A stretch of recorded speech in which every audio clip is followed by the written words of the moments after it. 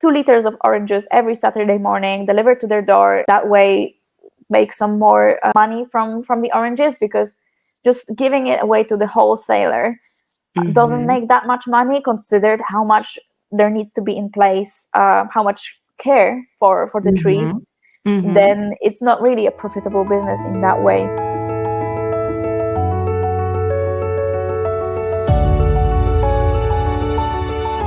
Hello everyone, my name is Vesna and welcome to a new episode of podcast Ruralizator. Here we share stories of those who have decided to move from cities to the countryside. If you enjoy my channel, please subscribe, like, and share. My guest today is inspiring young lady Marta Maleta, who hails from Poland, lived 4 years in London, and later on decides on a new life adventure. She decided to move to the countryside in Spain. She's yoga instructor, content creator, planning to produce oranges and many other things. The rest you will hear from her. Marta, welcome, and thank you for agreeing to share your story with us today. Hi, really nice opportunity to be here today, and thank you so much for reaching out. Can't wait to hear your stories, and I think audience as well. Would you like to introduce yourself in short lines? Yeah, so my name is Marta Maleta. I'm 30 years old and I'm from Poland. And for the past 3 years, I've been living in Spain, currently in Pego, and I feel like I'm here to stay. And before that, I lived in London for a couple of years. And in the pandemic, I decided that this is not a place for me anymore, and I would like to just simplify things and start enjoying life more in the nature rather than in a big city. Once you dreamed of living in London, and in the end you made it happen. How have your aspirations changed over time? So when I left, I was only 23, so I was just hungry for gaining work experience and, just see the big city life. I'm from Warsaw, but London is like another dimension of like big city life and events and what it offers. So I was just very curious of how it is, and yeah, I just wanted to experience it from a different, living in a different culture, very international, and just see it for myself. I came there with no expectations, but just a lot of curiosity. And when I was there, I really enjoyed it. But everything changed when we got locked down and put back into our apartments, and it wasn't so cool anymore. And what would be the turning point that made you say, I absolutely want to live surrounded by nature? So that kind of happened when I was already there in Spain. I moved with the idea that I'm taking my remote job with me, and I just want to be closer to all the things that I was traveling for. So I always loved, going to like Croatia or Spain or Morocco to be out in the nature, in the mountains. And being in Spain, being able to also work remotely, so have that stable income, made me realize that, I don't have to travel when I have all these amazing nature features next door. So, sea, mountains, lakes, forests, everything is just a short ride away. And how long did you plan your relocation to Pego, right? Is the name? Yes, so the town is called Pego, and back in February, I bought a place that is just outside of Pego, my off-grid project. And back then, I was living close to Altea, and I just felt like I want to be close to the project. So because traveling back and forth is like 2 hours, and that time obviously can't get it back. So I felt like if I can work remotely, I could as well move to Pego. And I'm coming every now and then to the office that is like in a neighboring town to Altea. And yeah, so the move in February, bought the place and moved in July. So it was a couple of months when I started also trying to build some sort of community around me being a yoga teacher as well. Started doing classes and also pushed myself to be in Pego more often. So I already started making some connections. And that felt like, it's a lot of effort to travel there to do the class and then come back or stay on the finca. So I felt like maybe we can just, cut that travel and move there. So that the idea that really pushed me to moving to Pego was doing the yoga classes. And I think that was between May and July, traveling back there for a few times a week. And and then finding the place to rent, because now I'm not able to live in a house yet. So I rent an apartment that is just 5-minute drive from the house, the project, and it works for me very well now. Wow. So I see it kind of went a bit spontaneously, that transition, right? Step Define by step, you spontaneously. didn't force Yeah. yourself. I mean, for me, it's quite easy to move because living in London just got me used to, in 4 years, I think I moved around 7 or 8 times. So for me, it's just like, put everything in cardboard boxes and just go to another place. I don't really get attached to places like I did get attached to the house. And that's kind of like a new experience, new feeling for me.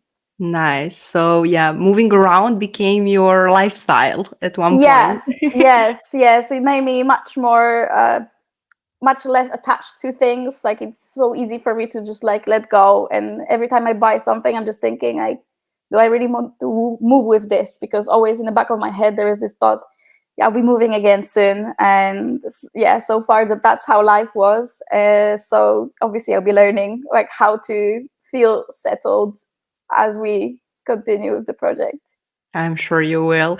Sorry for changing the topic, but now I noticed we have similar Yeah, sweaters. it's stripy team. It's so funny because I'm wearing a woolly jumper and it's like only 20 degrees now, which I consider now cold, and I have some throat infection. So after 3 years, my body finally adjusted to the climate, and I'm like Spanish people and it's like 15 degrees and we're already in puffer jackets. So it is funny.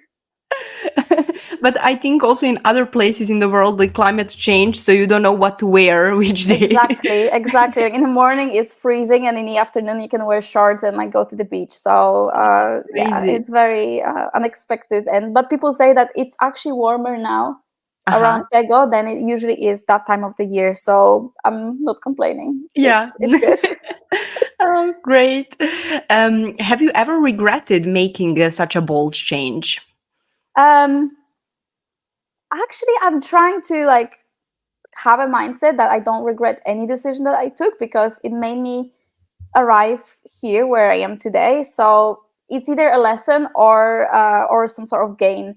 So I appreciate every stage of my life, and I'm super happy where I am right now. And always looking for the positives in every situation. So I don't regret it.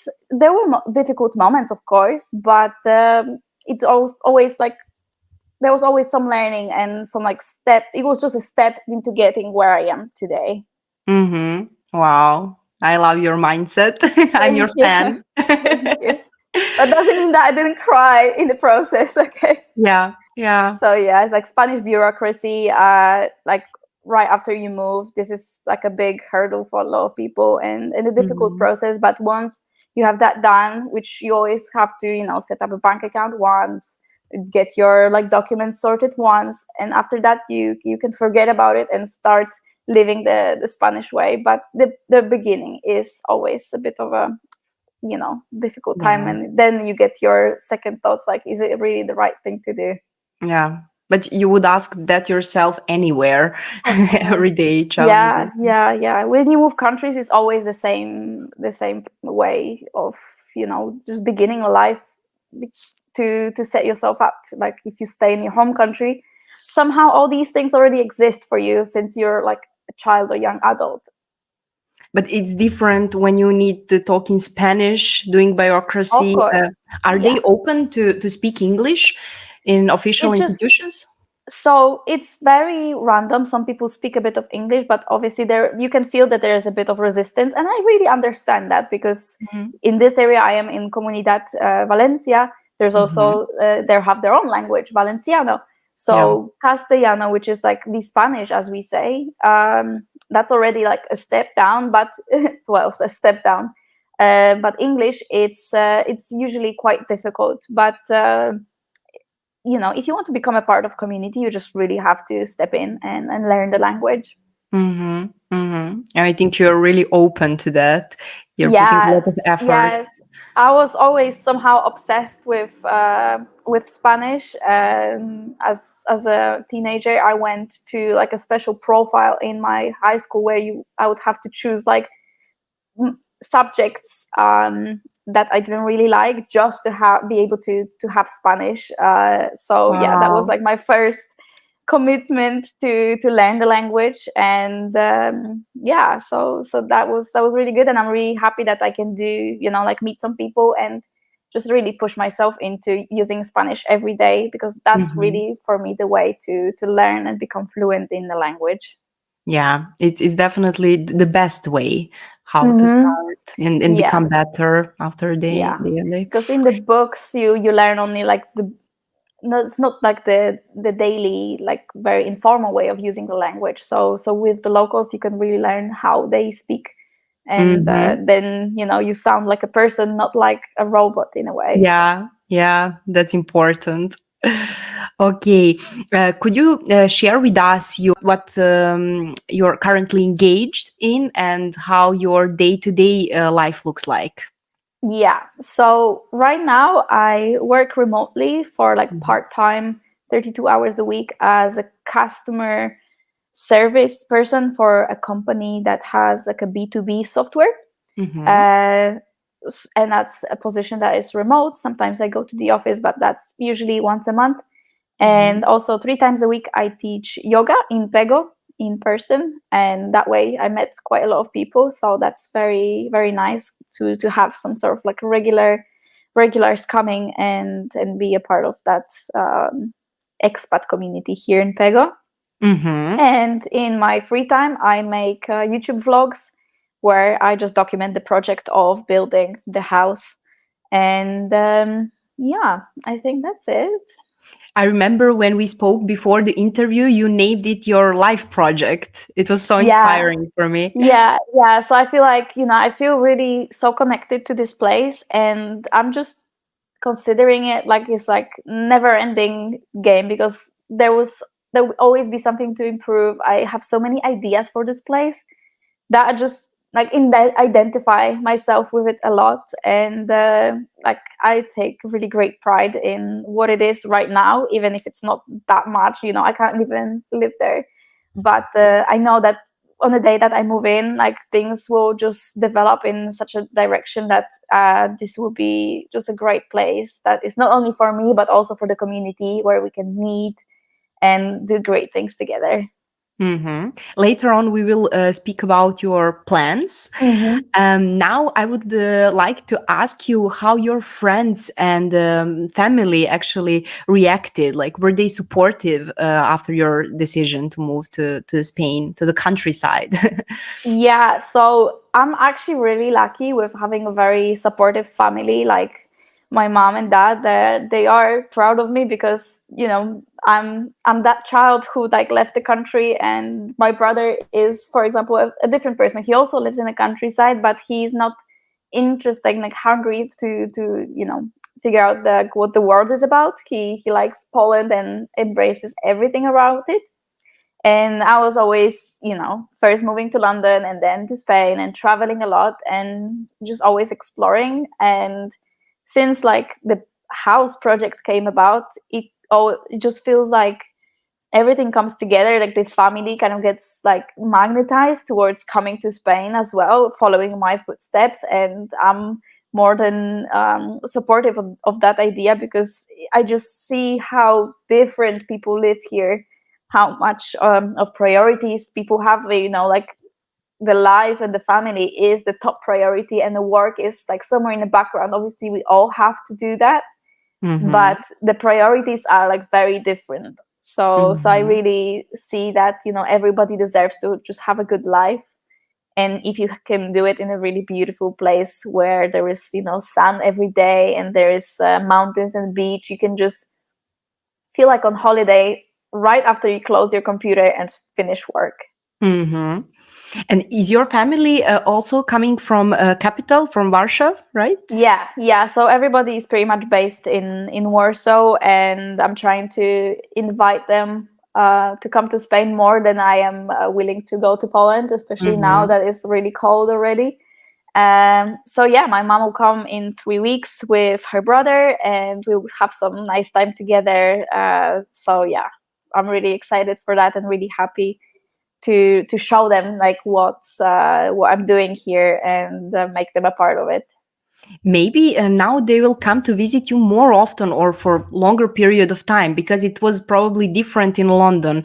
Everyone are Yeah. living in apartments. I mean, majority of people. Yeah. And now they can also feel that slow life, and it can also affect on your relationships, maybe. Yes, of course. I definitely feel that we got closer together over time, and actually there is like a strong willingness of my family to also get something, some sort of properties in Spain. So this time Wow. when my uncle is coming, he will be signing to buy a townhouse in Pego. So I'm really bringing them. I just said like, look, we will be fine here. Like I'm setting everything up, like, making connections with friends and everything, to just, yeah, build life here instead. Like if we don't have to stay in Poland, which I'm proof of, then let's just enjoy it somewhere really beautiful with amazing culture, and yeah, everything just different. You're a true ruralizator, actually. You're already bringing people to the Yes, countryside. So, yes, wow. please come. This is my personal campaign to bring everybody to Spain, and Wow. just create nice things together. I would love to join you. Come in, I have space. Yeah, yeah. I can be your workforce. Yeah, sure, that would um, be awesome. we spoke also about that. You said you own 350 orange trees. Yeah. How are you planning to manage it, the production? How will you find the workforce? So the way it works here, because Comunidad Valenciana is known for the orange plantations and growing oranges for the rest of the country and also Europe, that there is a lot of businesses that you just sign an agreement with, and they, for a certain amount of kilograms they pick. So the way it works, you sign that contract, and when the oranges are ready, they come with their own workers, the boxes for the oranges, they pick it and they bring it to the like a wholesale place, you call it here cooperativa. And yeah, they just bring it their way, and you get paid for what they picked. And that's the way how you're planning to distribute them. So yeah, because there are so many trees, I'm not sure. I'm just doing it for the first time this year, so I feel like this is the most reliable way to do it. But I also want to try to sell some directly. So I'm announcing on local Pego groups that I do have oranges and other fruits like avocados, mangoes, or chirimoyas, to kind of see if people are interested in buying things directly from me. And I've seen a lot of positive responses so far. Oranges are not ready yet, but I'm already preparing like the people to be ready to buy them from me. And I want to organize like open days on the finca where people can come, see the whole land, and just see what the project is about, and pick their own oranges and buy them, and also become the friends with the finca and myself to develop that relationship for the years to come.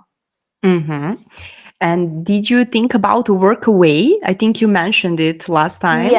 Yeah. So for now, I'm focusing on building the house, and this is where I invite workawayers for to help me with all the projects that relate to making this place livable, because it isn't right now. So I have one person helping me with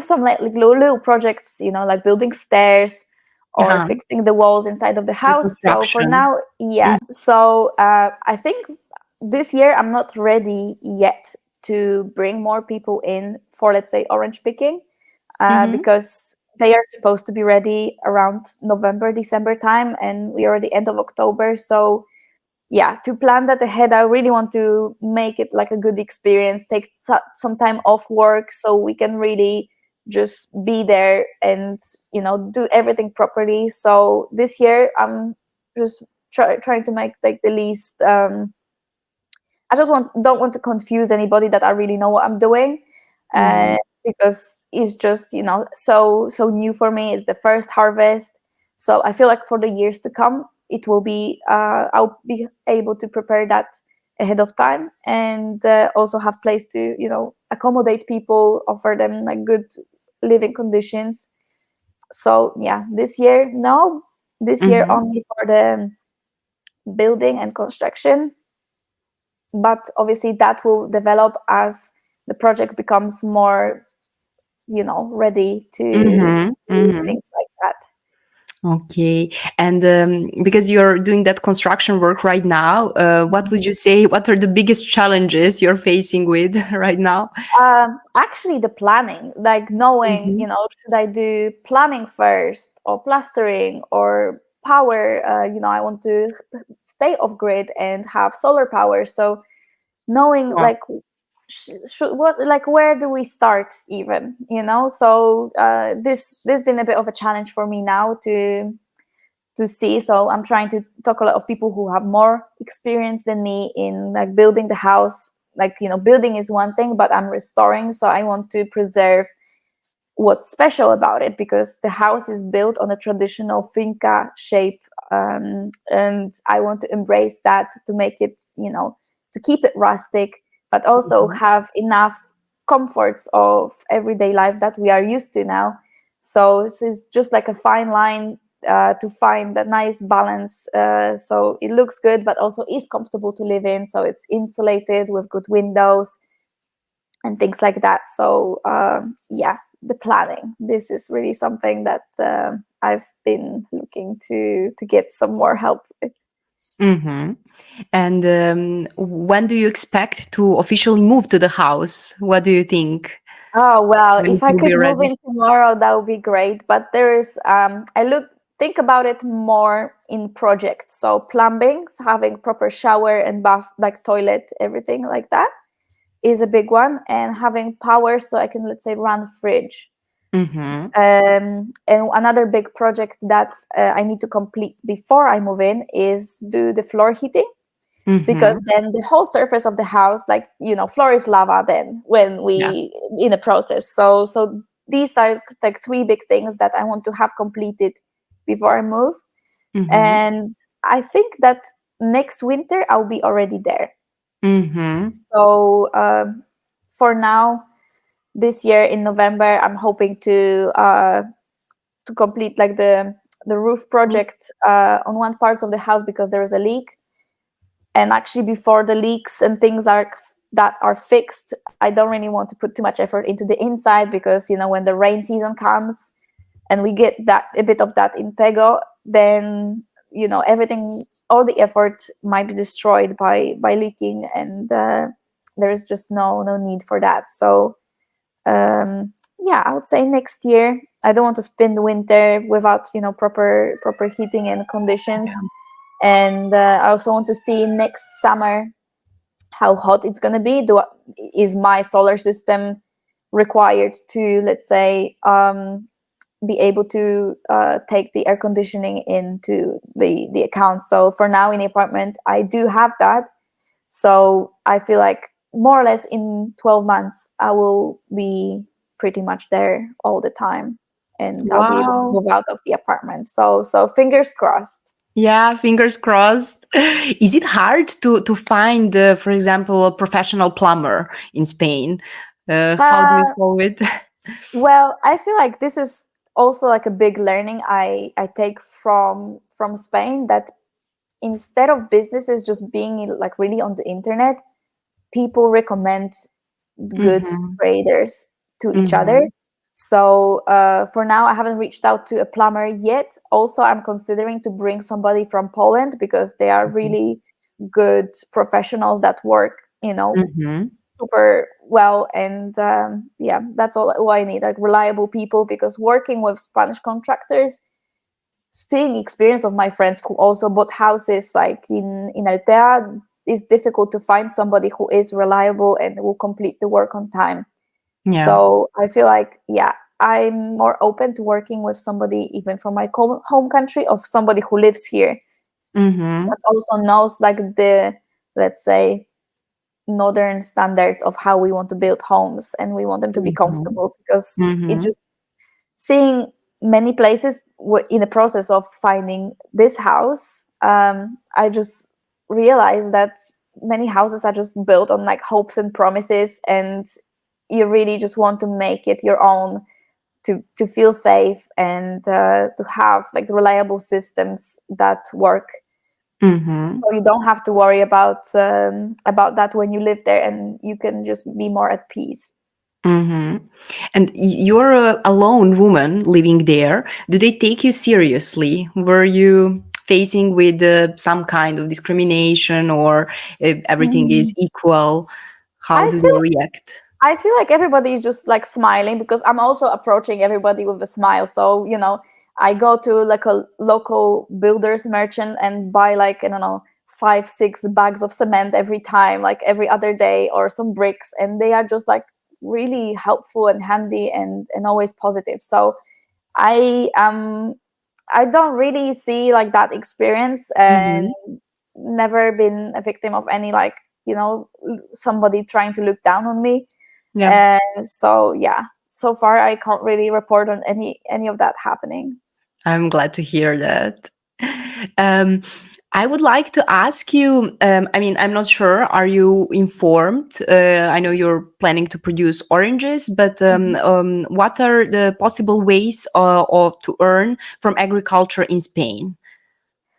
Um, that well, I see what people around me are doing. Mhm. There is a couple of Neighbors. businesses, yeah. So it's like pretty much just like selling the produce, but also I have a friend who lives on the other side of the mountain, who has mango farm, and Mhm. she's selling everything directly, but she also processes what she's Mhm. growing. So for example, she's making amazing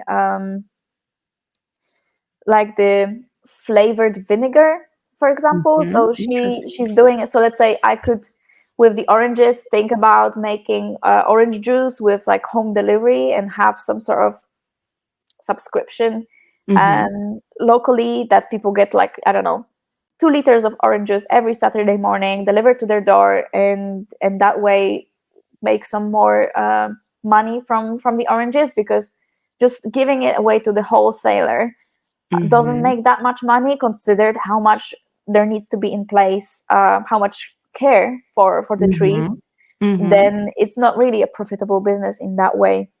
Mhm. At least like how I, because I don't do much myself in terms of pruning the trees or giving them the fertilizers or any like spraying. Unfortunately, I can't do the organic growing yet, because I'm just not educated in that regards. But maybe that's the possibility, to get involved in some programs, maybe dotations. I just did not have time to like reach out to places that could Mhm.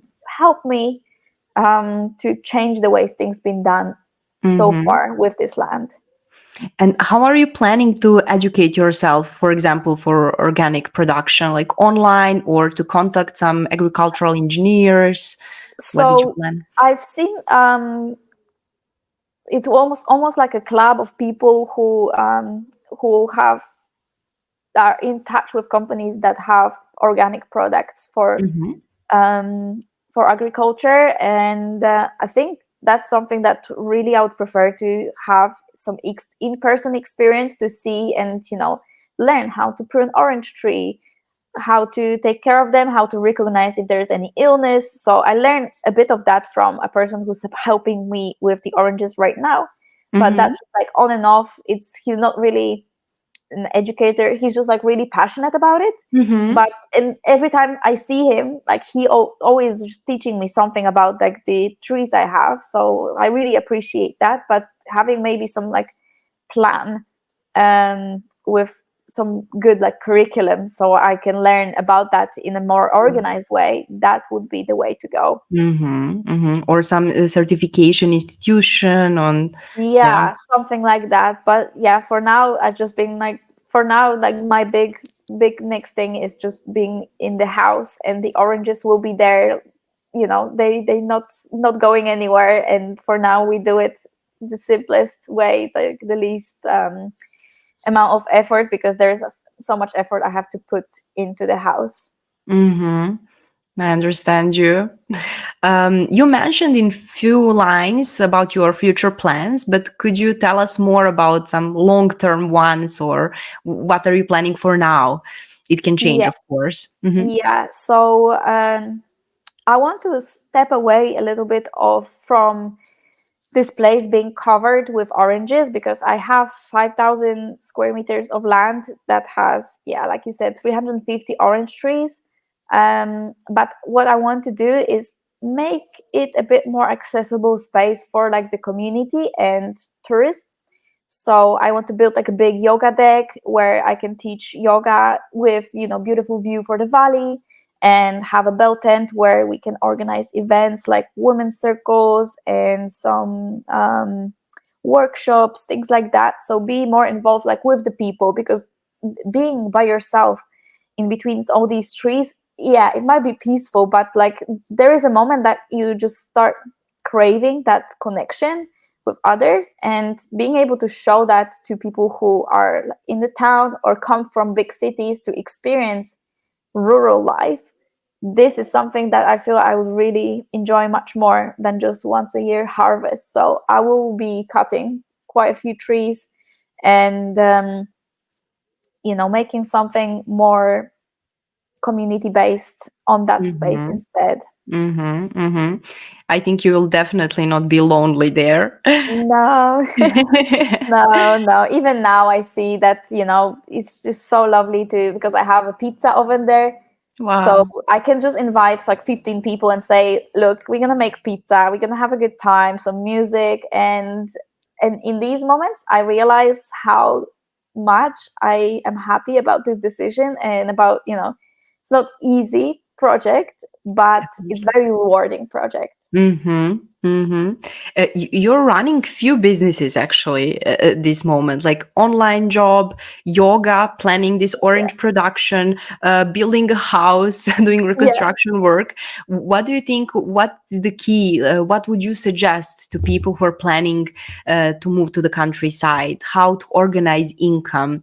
Yeah, so it's always best to have options, and what I like about having remote job is that it's not physical, because I used to do I don't know, cleaning and painting when I just first moved to Spain.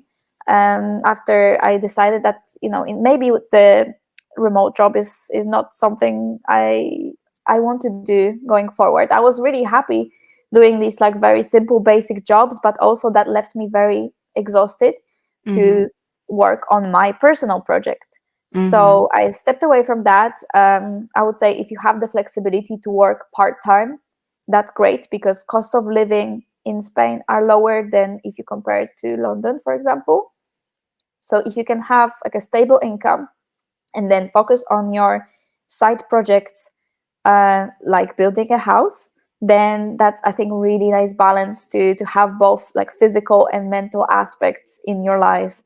But what I see, most people who move here struggle with finding stable income. So if you can bring it from with you from wherever you live, that's really beneficial, and easiest, like the most seamless way to move. Mm-hmm. And you have less stress.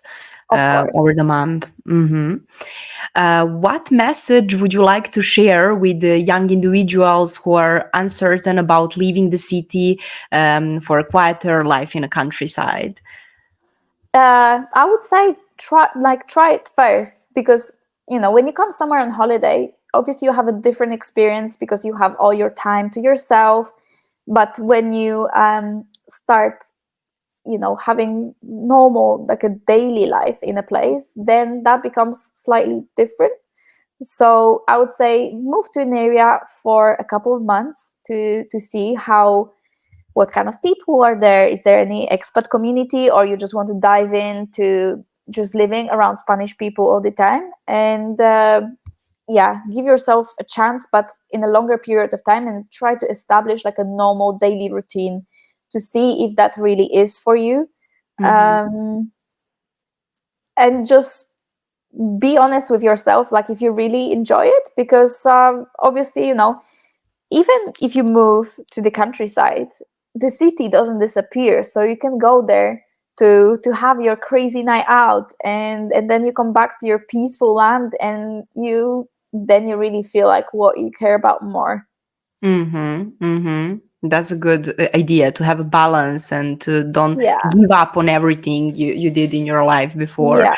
Yeah, just step by step, like little things, and it's just really cool to learn, and you get to know a lot about yourself when you step away from everything external that's been defining you. Good message. You're also a content creator. Where can people find you on social platforms? Yeah, so I have a YouTube channel where I share like the stories of daily life, and also a lot of the house project. So my channel is called, like myself, Marta Maleta, and I'm also on Instagram. I have my personal account, Marta X Maleta, and the Instagram for the house is finca.la.figa. So that's the name of the place. And yeah, pretty much that's it for now. Trying to keep it simple, but most effort I'm now putting into just developing the YouTube channel, which hopefully in the future can sustain my lifestyle and also boost my creativity, because making videos is something that brings me a lot of happiness and joy. And you can see a progress you made when you open one of the Exactly. old videos. It's amazing. Yeah. So And it's documenting the process of it all. It's also a great thing for me to see how far I've come, and then where it's like, when I look back into my videos, I was like giving a lot of grace to myself that I didn't really know much on the beginning, and now I learned, and you see you grow, and you see my project grow, which is just really amazing. and people can track how are you doing. Yes, exactly. So yes, family and friends, but also a lot of people who don't know me personally Yeah. yet, and I just really enjoy that whole YouTube journey so far. Perfect. I will write the names of all these profiles in Yeah, description so people can super. find you. Marta, thank you so much for Thank sharing you. your story and inspiring us. Thank you so much. Let's see, maybe someone will move to the countryside inspired by your story. Yeah. Who Or you knows? can just try, with a Yeah, Workaway, like I said, like yeah, even for my project, but there's so many amazing places that I would love to go myself. yeah. Then that I think that, when you see somebody how they set it up, you can decide like, do I like it or not? So I hmm would say maybe that's the way. Yeah, that's true. Let's try it. You never know. Life is just one. Exactly. Yeah, Exactly. Super. perfect. Perfect. Thank you so much and hope to Thank you, see you Vesna. in next up episodes to see how Yes, you're doing. lovely. Good luck with Cool. everything. Thank you so much. Have a great day. You too. Ciao. Bye.